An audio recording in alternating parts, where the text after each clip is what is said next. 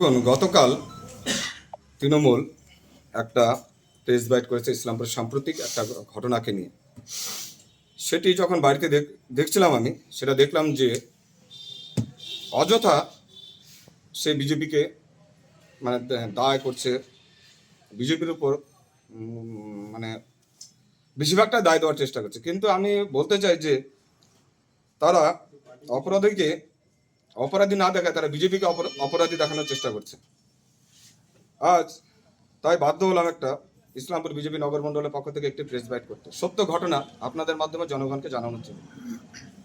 তৃণমূল হয়তো জানে না, 31 তারিখ সকাল 9:30টায় অভিযুক্ত পরিবার আমাকে ফোন করে প্রথমবার। আমি তার পরিবারের সঙ্গে দেখা করি এবং সমস্ত ঘটনা এবং মেয়ের কি হয়েছে সে সরাসরি আমাকে বলে। তারপরের থেকেই আমার একটাই দাবি ছিল যে মেয়ের বাবা মা যেটা সিদ্ধান্ত নেবে তার সঙ্গে আমরা সবসময় রয়েছি। সেই পরিপ্রেক্ষিতে তারপরের দিন 1 তারিখে কোর্ট বন্ধ ছিল। সেদিন সারাদিন এফআইআর লিখতে সময় চলে যায় এবং সন্ধ্যার সময় আমাদের বিজেপি নগর মণ্ডলের কার্যকর্তারা সঙ্গে তার অভিযুক্ত যে আক্রান্ত কিংবা যে নির্যাতিতা মেয়ের বাবা মা একসঙ্গে আমরা থানায় যাই। থানায় গিয়ে সেখানে এফআইআরের জন্য আবেদন করি। তো সেই সময় মেয়েটি থাকে না, কেননা একটা পোস্টম্যাডাম সে মেডিকেল করানোর কথা ছিল। সে মেডিকেল করানোর জন্য মেয়েটি ওখানে ওই রাত্রে ব্যবস্থা ছিল না। তার জন্য তার পরের দিন অর্থাৎ 2 তারিখ মেডিকেল করানো হয় মেয়েকে নিয়ে সুপার স্পেশালি হসপিটালে। সেখানেও বিজেপির সমস্ত কার্যকর্তা তার পরিবারের সঙ্গে ছিল। তারপরে 164 যখন কোর্টে হয় সেই সময় অনবরত তার সঙ্গে আমাদের যোগাযোগ রয়েছে এবং গতকাল রাত্রে যখন তাকে হোমে পাঠানো হয় সেই সময় বিজেপি পরিবারের লোকেরা দায়িত্ব সহকারে সেই পরিবারের সঙ্গে গিয়ে রায়গঞ্জে হোমে রেখে আসে। সেক্ষেত্রে সেই পরিবারকে সহযোগিতা করা এবং তার পাশে থাকা যে কথাগুলো আমি বললাম, তার কোনোটা যদি ভুল প্রমাণিত হয় সেটা তৃণমূল করে দেখাক। তারা বলে যে বিজেপি যে অভিযোগ লুকোনোর চেষ্টা করছে কিংবা যে অভিযুক্ত তাকে বাঁচানোর চেষ্টা করছে, এটা সম্পূর্ণ ভিত্তিহীন। আমরা সব সময় সেই পরিবারের পাশে রয়েছি এবং অভিযুক্ত যতটুকু শাস্তি দরকার তার অপরাধ অনুযায়ী আমরা সেই চেষ্টাই করব। কিছু কিছু ক্ষেত্রে আমি দেখতে পাচ্ছি যে তৃণমূলের কিছু নেতা সরাসরি বলছে ধর্ষণ হয়েছে। সেও ইসলামপুরের ছেলে, আমিও ইসলামপুরের ছেলে, আর মেয়েটাও কিন্তু ইসলামপুরের মেয়ে। অভিযোগ করা হয়েছে, সেই অভিযোগের ভিত্তিতে তাকে শ্লীলতাহানির কেস কিংবা নির্যাতনের কেস দেওয়া হয়েছে। কিন্তু সেটা কি পর্যায়ে সেটা কিন্তু আমরা জানি না। তো সেক্ষেত্রে বারবার একটা বাচ্চা মেয়েকে ধর্ষণ হয়েছে বলে সে যে পরিবেশ গরম করার চেষ্টা করছে এবং বাচ্চা মেয়েটার উপরে ভরসা করে যে রাজনীতি করার চেষ্টা করছে, সেটা কিন্তু একদম দুর্ভাগ্যজনক। আমরা বিজেপি পার্টি করি, আমরা কখনোই আমাদের দলের কোনো এক সময় কর্মী ছিল তা আমরা স্বীকার করেছি এবং তাকে দল থেকে বহিষ্কারও করা হয়েছে। কিন্তু আমরা কিন্তু কোনো রাজনৈতিক দলের উপরে দোষ দিই। তৃণমূলের কুণাল ঘোষ যেটা করে, ওদের উপরে যখনই কোনো দোষ আসে ওরা কোনো রাজনৈতিক দলের উপরে দোষ দিয়ে দেয়। কিন্তু ইসলামপুর বিজেপি, আমরা নরেন্দ্র মোদীর সৈনিক, আমরা যোগী আদিত্যনাথের সৈনিক, আমরা সুকান্ত মজুমদারের সৈনিক, আমরা শুভেন্দু অধিকারীর সৈনিক। যেটা বাস্তব সেটা বাস্তব। যার সঙ্গে অন্যায় হয়েছে তার সঙ্গে আমরা থাকব। তৃণমূল কতদূর থাকবে জানি না, কিন্তু আমরা তার সঙ্গে শেষ অবধি আছি এবং তার প্রমাণ কিন্তু আমরা বলে দিলাম যে কালকে রাত্রি 3টা অবধি সেই অভিযুক্ত পরিবারের জন্য কোনো কষ্ট না হয় তার জন্য কিন্তু আমরা ব্যবস্থা করেছি। প্রতি মুহূর্ত তৃণমূল আপনাদেরকে ভুল বোঝানোর মানে এটাকেও নিয়ে রাজনীতি করার চেষ্টা করছে। ওরা বলছে আমরা প্রমাণ কিংবা ওই বাড়িতে তাকে প্রেশার দিয়ে তাকে এই এফআইআর থেকে তাকে বিরত করার চেষ্টা করছে। এই ধরনের কোনো ঘটনা না, এটা কোনো সত্যি ঘটনা না। আমরা প্রতি মুহূর্ত সেই অভিযুক্ত পরিবারের সেই আক্রান্ত পরিবারের পাশে রয়েছি এবং দেখুন তৃণমূলের যেটা কালচার, খুব খুব সংক্ষেপে বলি, আরজিকর সাম্প্রতিক ঘটনা যেটা হয়েছিল, সেখানে অভিযুক্তকে বাঁচানোর জন্য তারা যেই ঘরে ধর্ষণ হয়েছিল তিলোত্তমার, সেই ঘরটাকে কিন্তু ভেঙে চুরে চুরমার করে দিয়েছিল। কারা করেছিল? তৃণমূলের ক্যাডাররা করেছিল। গোটা পশ্চিমবঙ্গ জানে, সেখানে সঞ্জয় নামে এক সিভিক পুলিশকে গ্রেফতার করা হলো, মূল অভিযুক্তকে তাকে ছেড়ে দেওয়া হলো এবং সমস্ত ঘটনাটাকে ধামাচাপা দেওয়া হলো। কিন্তু আমরা ভারতীয় জনতা পার্টি কিন্তু সেটা করিনি। আমরা কিন্তু কারোর উপর দোষ দেইনি, আমরা দোষ নিয়েছি, হ্যাঁ স্বীকারও করেছি যে সে করেছে এবং তাকে তার শাস্তি এই অন্য কেউ লড়ুক না লড়ুক, এই ভারতীয় জনতা পার্টি লড়ে তার উপযুক্ত শাস্তি, তার ব্যবস্থা আমরাই করে দেবো। ধন্যবাদ। তৃণমূল কংগ্রেসের পক্ষ থেকে বলা হচ্ছে অতি শীঘ্রই যদি অভিযুক্ত যিনি রয়েছে তাকে গ্রেফতার না করা হলে তারা আন্দোলনে নামবে, এই বিষয়ে কি বলবেন? ওটা ওদের ব্যক্তিগত ব্যাপার, ওরা আন্দোলন করবে না এই এটাকে নিয়ে কি করবে সেটা ওদের ওদের ব্যাপার, ওদের করতে দিন। আমরা আমাদের দায়িত্ব যেটা কর্তব্য, অভিযুক্ত যে মূল আক্রান্ত পরিবার, যে অসহায় পরিবারের পাশে আমরা সবসময় থাকবো, এইটুকু আমরা আমাদের দল থেকে দায়িত্ব নিয়ে বলতে পারি। এটা বলছি যে যেহেতু আপনাদের দলেরই যুব নেতার বিরুদ্ধে অভিযোগ, সেক্ষেত্রে কি মানে কোনো রকম রাজনৈতিক ভাবে আর কি আপনারা ড্যামেজ কন্ট্রোল করার জন্যই মানে এত দেখাচ্ছেন? আপনার যেটা অভিযোগ যে আমরা রাজনৈতিকভাবে কোনো ড্যামেজ কন্ট্রোল করছি কিনা, দেখুন আজকে সারা পশ্চিমবঙ্গে যেভাবে নারী নির্যাতন ঘটেছে, আমি দোষ দিয়ে দোষস্খলন ঘটাচ্ছি না, এখানে ড্যামেজ কন্ট্রোলের কোনো বিষয়ই নয়। তার কারণ আজকে যে নির্যাতিতার পরিবার, সেই পরিবারের সাথে দাঁড়িয়ে আমরা ন্যায় বিচারের পক্ষে।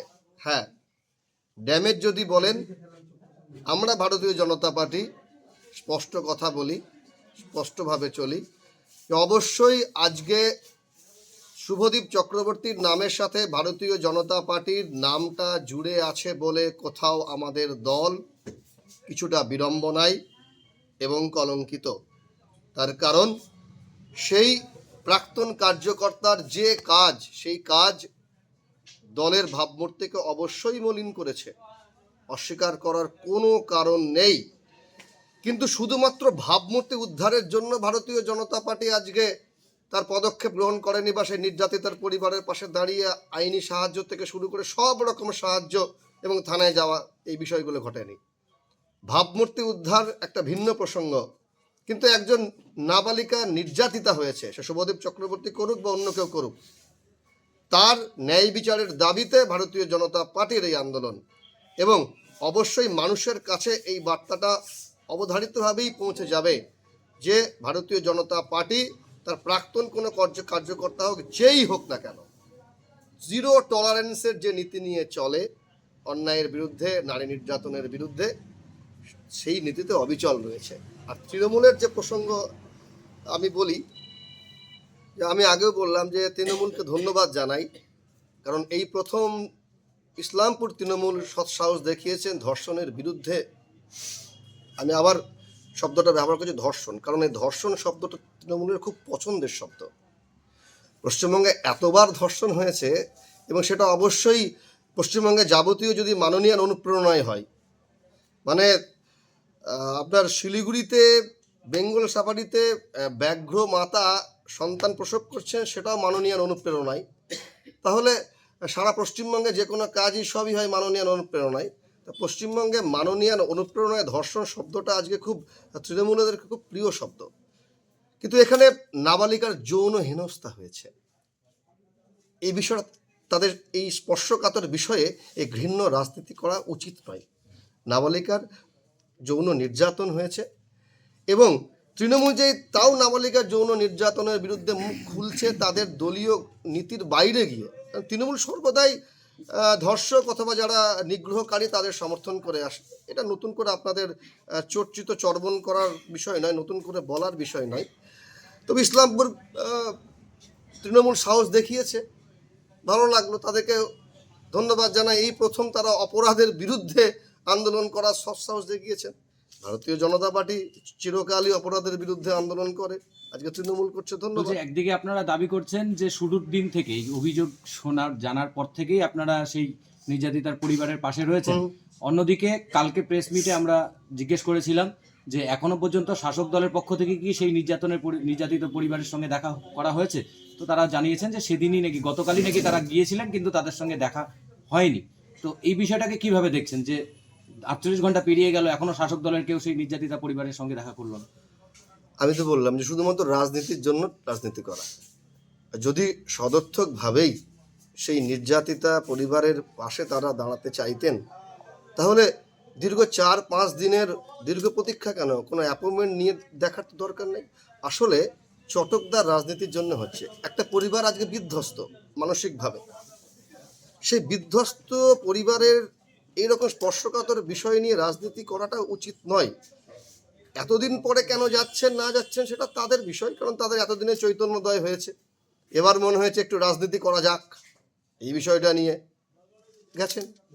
কিন্তু প্রকৃত সহানুভূতিশীল রাজনৈতিক দলের মতো ভাবে তারা গিয়েছেন কিনা এটা মানুষ বলবে। নতুন করে আর প্রমাণ করার কিছু নেই আমাদের। বলছি তৃণমূলও কিন্তু একদিকে বলছেন যে আমরা মানে দ্রুত গ্রেপ্তার না হলে, যার যেই দাবিটা আপনারা তুলছেন, তারা বলছে যে দ্রুত গ্রেপ্তার না হলে তারা আন্দোলনে নামবেন। এটা তো খুব হাস্যকর দাবি। সরকারটা কার? তৃণমূলের।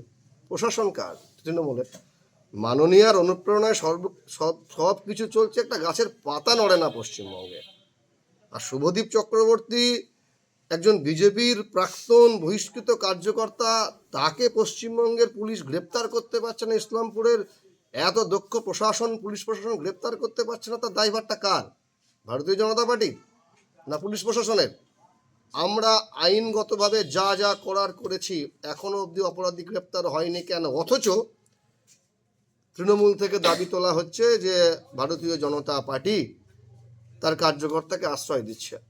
আমাদের তো আরেকটি ধারণা হচ্ছে যে ইচ্ছাকৃতভাবে অপরাধীকে পালাবার সুযোগ দিচ্ছে এই প্রশাসন, এবং সেখানে ঘৃণ্য রাজনৈতিক চক্রান্ত এবং রাজনৈতিক অভিসন্ধিকে চরিতার্থ করার চেষ্টা। আমরা এখনও তো বলে এলাম, আমরা একটু আগে আপনারা আমাদের সঙ্গে ছিলেন, আমরা থানায় গেছিলাম, স্পষ্ট বলে এসেছি গ্রেপ্তার করতে হবে, অবিলম্বে গ্রেপ্তার করতে হবে। গ্রেপ্তার কেন হলো না? প্রশাসন কার? মমতা বন্দ্যোপাধ্যায়। প্রশাসন কার? তৃণমূলের। দায়ভার কার? তৃণমূলের। স্বীকার করতে শিখুন যে হ্যাঁ, পুলিশ প্রশাসন অক্ষম এখনো অপরাধীকে গ্রেপ্তার করতে। পুলিশের ভূমিকাকে কিভাবে দেখছেন সুরজিৎ বাবু? প্রায় 3 দিন হতে চললো, আপনারা আইসির কাছে গিয়েছিলেন, পুলিশের ভূমিকাকে কিভাবে দেখছেন? এখনো গ্রেপ্তার হয়নি। দেখুন, বরাবরের মতো এবারও পুলিশের ভূমিকা যেটা আছে সেটা একটা সন্দেহের তালিকায় আছে। কারণ হচ্ছে যে পুলিশ আসামিকে পালাবার একটা সুযোগ করে দেয়, তারপর পুলিশ সেটাকে নিয়ে খোঁজাখুঁজি করে। আমার কথা হচ্ছে যে পুলিশের যখন পুলিশ মন্ত্রী যখন আছে তৃণমূলের কাছে, তারাই তখন সরকার চালাচ্ছে, তাহলে এখনও অবধি আসামি ধরতে পারলো না। এখানেই বোঝা যাচ্ছে যে আমাদের এই বাংলার পুলিশ প্রশাসন কতটা অ্যাক্টিভ আছে। আমরা তো বলছি যে দ্রুত আসামি, আমরা এইমাত্রই গেছিলাম থানাতে, আমরা বললাম কেন এখন অবধি গ্রেপ্তার করা হলো না, কী করছেন আপনারা? এবং আমরা এটাও বললাম যদি আপনারা গ্রেপ্তার না করেন, আগামী 48 ঘন্টার মধ্যে ভারতীয় জনতা পার্টি, ভারতীয় জনতা যুব মোর্চা, ভারতীয় মহিলা মোর্চা, আমরা সকলে মিলে রাস্তায় নামবো, বৃহত্তর আন্দোলনে যাব, কেন আসামিকে গ্রেপ্তার করা হলো না। বলছি দাদা, ঘটনার অভিযোগ জমা পড়ার পরে দেখা গেছে যে আমরা জানতে পেরেছি, এবং সেটা আপনি বিজ্ঞপ্তি প্রকাশ করেছেন, যে 26 তারিখের ডেটে দেখানো হয়েছে যে সেই নেতাকে আপনারা বহিষ্কার করেছেন। এই ঘটনার অভিযোগের পরেই কেন এই বহিষ্কারের বিজ্ঞপ্তি? আপনাদেরকে পুরো বিষয়টাকে বলি। আপনারা জানেন যে এই শুভদীপ চক্রবর্তীর নামে একটা অভিযোগ এর আগে উঠেছিল। সে আগে যেখানে কর্মরত ছিল, ওনার এক সহকর্মীর সাথে কোনো একটা ঘটনা হয়েছিল, সেটা নিয়ে আপনারাই খবর করেছিলেন এবং সেটা নিয়ে একটা আলোড়ন হয়েছিল, এবং সেই সময় থেকে দল ওকে শোকজ করেছিল। এই 2025-এর প্রথম দিকেই বোধহয় এটা হয়েছিল, এবং তখন থেকে দল ওকে শোকজ করেছিল এবং দল ওকে জবাব চেয়েছিল যে কেন, এবং তার সাথে আরও কিছু আনুষঙ্গিক সাংগঠনিক কাজে সে দলবিরোধী কাজের সাথে লিপ্ত পাওয়া গেছিলো, এবং দলের যে আমাদের অনুশাসন সমিতি আছে তার উপরে একটা তদন্ত বসেছিল, এবং তাকে দুবার করে এটাকে শোকজ করা হয়েছিল। সেই শোকজের জবাব দল সঠিকভাবে পায়নি, এবং আপনারা জানেন রিসেন্ট ডালখোলাতে আমাদের একটা বৈঠক হয়েছিল, সেই বৈঠকে চূড়ান্ত সিদ্ধান্তটা হওয়ার পরে 26 তারিখে তাকে শেষমেশ আমাদের জেলা সভাপতি তাকে বহিষ্কার করেন। এর জন্য জেলা সভাপতি করে কারণ হচ্ছে আমাদের সর্বময় কর্তা হচ্ছে আমাদের জেলা প্রেসিডেন্ট। আর আপনারা জানেন যে মোর্চার বর্তমানে কোনো কমিটি নেই, জেলা কমিটিও নেই, রাজ্য কমিটিও নেই। সেই ক্ষেত্রে আজকের ডেটে দাঁড়িয়ে মোর্চার সে কোনো দায়িত্বে ছিল না, এবং বিগত কিছু মাস যাবৎ তাকে দলের সমস্ত কাজ দায়িত্ব থেকে তাকে অব্যাহতি দেওয়া হয়েছিল, এবং তাকে বলা হয়েছিল দলের কোনো কার্যক্রমে সে যেন না উপস্থিত হয়। আপনারা হয়তো দেখতেও পাননি, যার জন্য তাকে কোনো নতুন করে কোনো দায়িত্বে আনা হয়নি। এবং যখন তার জবাবে সঠিক জবাব যখন দল পায়নি, শেষমেশ 26 তারিখে তাকে দল থেকে 6 বছরের জন্য সাসপেন্ড করা হয়। কাকতালীয়ভাবে এই ঘটনাটা সামনে চলে আসার পরে তখন আমরা কি করলাম, সর্বক্ষেত্রে তাকে আগেই জানিয়ে দেওয়া হয়েছিল, তাকে সাসপেন্ড করা হয়েছিল, তারপর সেটাকে পাবলিশ করে দেওয়া হয়, সবাইকে দিয়ে দেওয়া হয় যে সে কিন্তু বর্তমানে বিজেপির কেউ নয়, এবং বিজেপির কার্যকর্তারাও যাতে তাকে দলের কার্যকর্তা বলে, যদি কারো মনে হয় যে না আমার দলের একজন কার্যকর্তা তাকে আমরা সেন্টার দিই, এই বিষয়টা যাতে না হয় যে সে একজন বহিষ্কৃত নেতা, তার সাথে বিজেপির কোনো সম্পর্ক নেই, যার জন্য আমরা কিন্তু সেটাকে রিলিজ করেছি। বলছি স্কুলের ঘটনার পরে অনেক মাসই পেরিয়ে গেছে, তারপরে মানে কি মনে হচ্ছে যে তার সেই সময় এই মানে এই সিদ্ধান্তটা বিজেপি যদি নিত, তাহলে এই ঘটনাটা ঘটতে মানে আপনাদের সঙ্গে যে কালিমালিপ্ত হচ্ছেন আপনারা এই বিজেপি বলে, তো সেটা কি হতো না? দেখুন, আমি একটা কথা বলছি যে কোনো আমাদের দলটা তো আর তৃণমূলের মতো একনায়কতন্ত্র দল না, গণতান্ত্রিক প্রক্রিয়া আছে, আমাদের দলে গণতান্ত্রিক প্রক্রিয়াতে চলে, এবং আমাদের সমস্ত বিষয় অনুশাসন একটা কমিটি আছে, সেই কমিটির তার উপরে বসানো হয়েছিল, এবং তার সমস্ত দিক তদন্ত করা হয়েছিল। এবং আমি তো প্রথমেই বললাম যে তদন্ত করে সে দোষী সাব্যস্ত হয়েছে, তাকে আত্মপক্ষ সমর্থনের জন্য তাকে শোকজ করা হয়েছিল, জবাব চাওয়া হয়েছিল, জবাবে দল সন্তুষ্ট হয়নি। সন্তুষ্ট কখন হয় না, যখন সে দলের কাছে সেটা প্রমাণিত যে সে দল বিরোধী কাজের সাথে লিপ্ত ছিল, তখনই তো দল চূড়ান্ত সিদ্ধান্ত নিয়েছে, এবং কাকতালীয়ভাবে এই ঘটনাটা হয়েছে। এরপর আপনারা দেখতে পাবেন, এখন শুধু সাসপেন্ড করা হয়েছে, এরপর দল থেকে চিরতরে বহিষ্কার করা হবে। শুভজিৎ চক্রবর্তী আর জীবনে কোনোদিনও যদি সে এই কেসের থেকে ছাড়াও পায়, কোনোদিনও ভারতীয় জনতা পার্টিতে সে আর জায়গা পাবে না, সেই কাজ আমরা করছি। একদিকে আপনারা আন্দোলনের কথা বলছেন, অন্যদিকে শাসক দল অভিযোগ করছে যে আপনারাই নাকি তাকে শেল্টার দিয়ে রেখেছেন। আসলে শাসক দলের এরাই করছে। আমার পূর্ববর্তী আমার কনভেনার বললো তো যে প্রশাসনটা কাজে, পুলিশ প্রশাসনটা কাজে, লজ্জা লাগে না তাদের বলতে। এবং আমিও দেখলাম যে তাদের কালকে যে প্রেস মিট করেছিল তৃণমূল কার্যালয়ে, সেখানে তৃণমূলের শিক্ষক সমিতি তারা ছিল, তারা গোটা শিক্ষককে কলুষিত করেছে।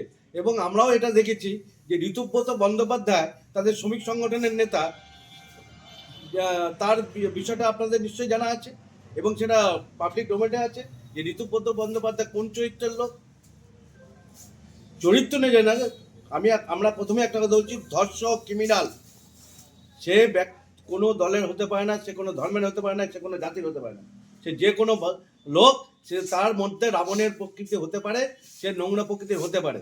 কারো গলার মধ্যে সাইনবোর্ড লেখানো থাকে না।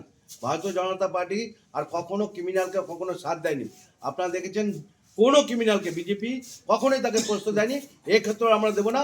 আমরা বারবার করে একে বলছি প্রথম দিন থেকে, আপনারা হয়তো জানেন না যে আমাদের মন্ডল প্রেসিডেন্ট থেকে শুরু করে আমাদের মন্ডলের সমস্ত কার্যকর্তারা প্রথম দিন থেকে নির্যাতিত তার পরিবারের সাথে আছে, এবং তাদের সর্বক্ষণ তাদের সাথে নিয়ে তাদের চলছে। এবং আমরা অন্যান্য ক্ষেত্রেও যেভাবে আমরা ভিকটিমের সাথে থাকি, আমরা এখনও আছি, এবং যতক্ষণ অব্দি এই আসামি ধরা না পড়ছে, তার চূড়ান্ততম শাস্তি না হচ্ছে, আমরা সেই নির্যাতিতা পরিবারের সাথে থাকবো।